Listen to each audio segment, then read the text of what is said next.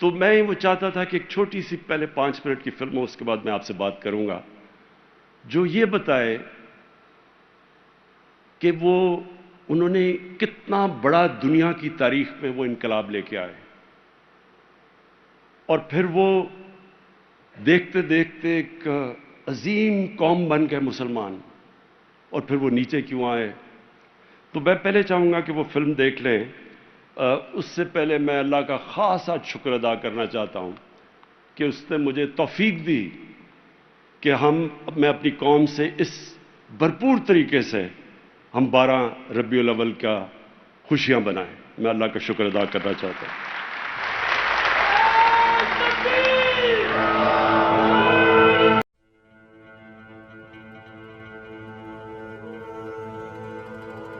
ایک دور تھا کہ جب عرب قبائل چاروں اطراف سے بڑی عالمی طاقتوں اور تہذیبوں کے درمیان ہونے کے باوجود غیر اہم تھے، جہاں انسان کی کوئی اہمیت ہی نہ تھی۔ عرب معاشرہ عدل و انصاف و اخلاقی اقدار سے کوسوں دور تھا۔ جہالت کا زمانہ تھا، غلاموں سے انتہائی ناروا سلوک کیا جاتا تھا، بیٹیوں کو زندہ دفن کیا جاتا تھا، کوئی خاندانی نظام نہیں تھا، مختلف قبیلوں میں بٹے قبائل ایک دوسرے کے خون کے پیاسے تھے۔ تاریکی کے اس دور میں وجہ تخلیق کائنات محمد مصطفیٰ صلی اللہ علیہ وآلہ وسلم کا ظہور ہوا، جن کی آمد ایسی پرنور روشنی تھی کہ جس کے آگے کفار مکہ کے ظلم و ستم اور ناانصافی ماند پڑ گئی۔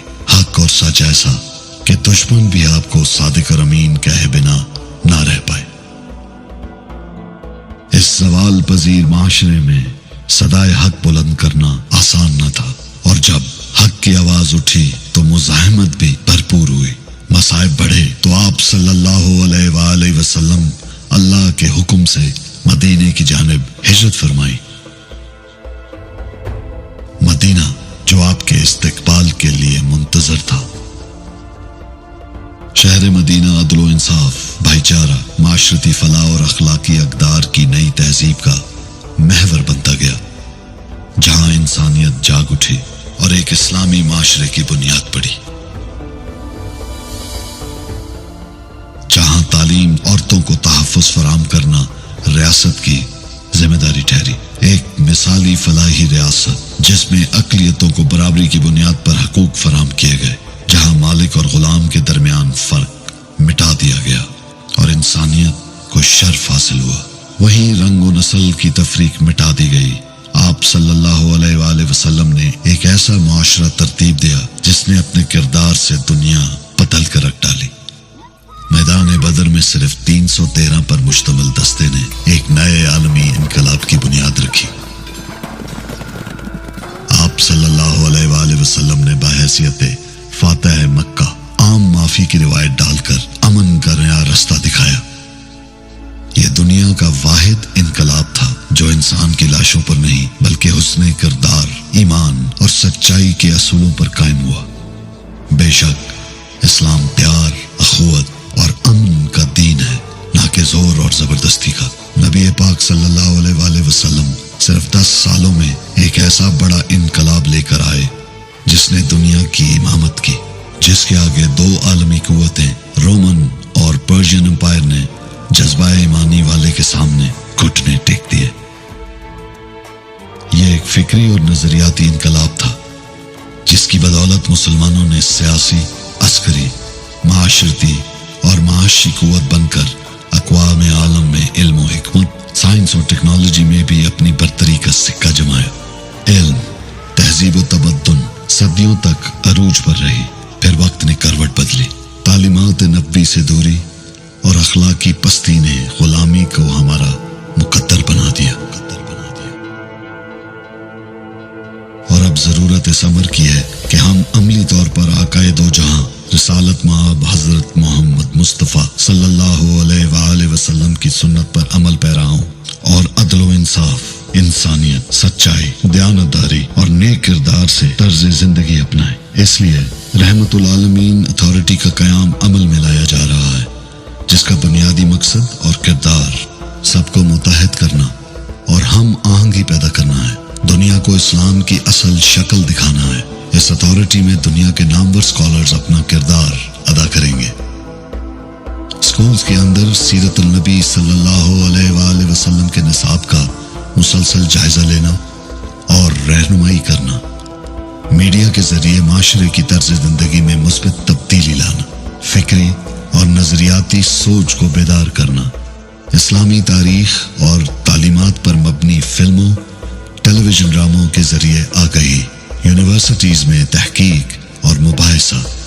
حکومت کی رب العالمین اسکالرز کی مانیٹرنگ. میرٹ پر مبنی on line system. Special projects اور صوفیہ کرام کی زندگیوں اور تعلیمات سے سیکھنا. نوجوانوں کو ایک متبادل راستہ بتانا جو صراط المستقیم ہے، جس کی بنیاد اور اساس سیرت النبی صلی اللہ علیہ وآلہ وسلم ہے. سبق پھر پڑھ، صداقت کا، عدالت کا، شجاعت کا. لیا جائے گا تجھ سے کام، دنیا کی امامت کا.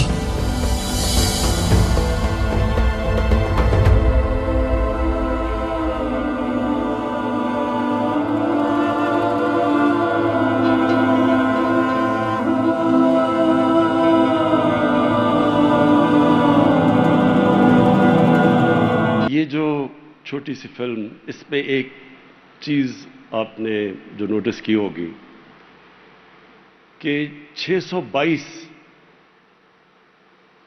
میں نبی صلی اللہ علیہ وسلم مدینہ میں تشریف لاتے. 622 اور 10 سالوں کے اندر جب مدینہ میں تشریف لاتے ہیں تو 600 مسلمان ہوتے ہیں، صرف آدمی اور عورتیں. اور 10 سالوں میں وہ سارا عرب کا نقشہ بدل جاتا ہے. جو جتنی بھی 10 سالوں میں جنگیں ہوتی ہیں، جو ٹوٹل لوگ ان جنگوں میں مرتے ہیں وہ 1400. 150 مربع میل پہ چھا جاتے ہیں مسلمان، اور 600 سے 1.25 کروڑ پہ چلے جاتے ہیں، 1.25 لاکھ پہ چلے جاتے ہیں. سوری. اب کہنے کا میرا کیا مطلب ہے کہ یہ جو ہوا تھا یہ کوئی تلوار کی زور سے نہیں ہوا تھا.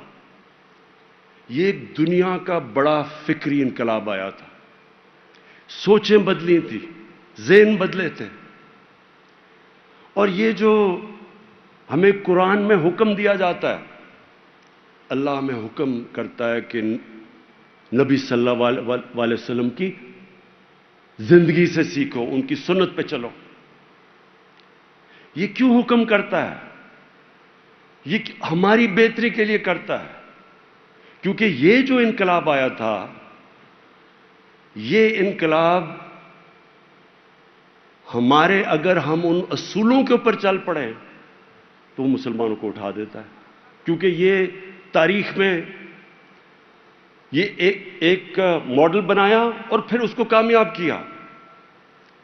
جو مدینہ کی ریاست تھی وہ ایک ماڈل بنا اور وہ پھر ساری دنیا پہ پھیل گیا، ساری دنیا کا عظیم سویلائزیشن بنا. تو میں آپ سب کے سامنے رکھنا چاہتا ہوں کہ وہ کیا بنیاد کیا تھی، وہ اصول کیا تھے جس کے اوپر مدینہ کی ریاست کھڑی ہوئی. اور یہ میں اپنے نوجوانوں کو، خاص طور پہ اس ملک کے نوجوانوں کو اس چیز سے آگاہ کرنا چاہتا ہوں. اور یہ جو اتھارٹی کے ہم نے فیصلہ کیا وہ بھی میں بعد میں آپ کو ایکسپلین کروں گا. لیکن یہ کیوں ضروری ہے؟ کیونکہ میں سمجھتا ہوں کہ ہمارے ملک میں سب کچھ اللہ نے دیا ہے. اس ملک میں کسی چیز کی کمی نہیں. جو 3 سال اقتدار میں رہا ہوں تو میں ہمیشہ حیران ہوتا رہا کہ اللہ نے کتنی نعمتیں بخشی ہیں پاکستان کو.